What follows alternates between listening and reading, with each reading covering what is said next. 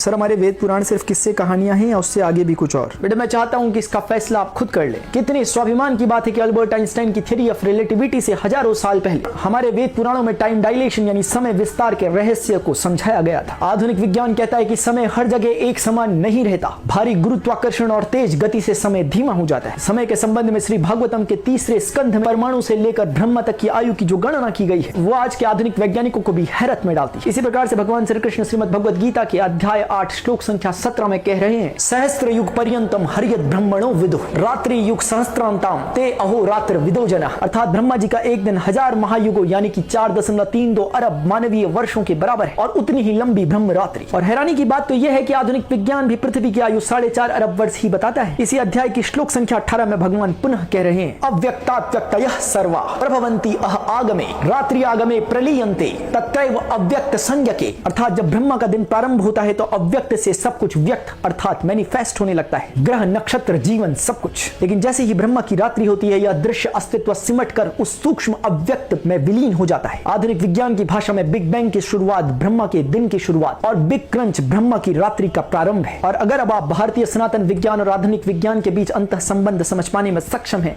तो comment section में जय श्री कृष्ण लिखना न भूलें। फिलहाल आगे देखते हैं। 10 to a is equal to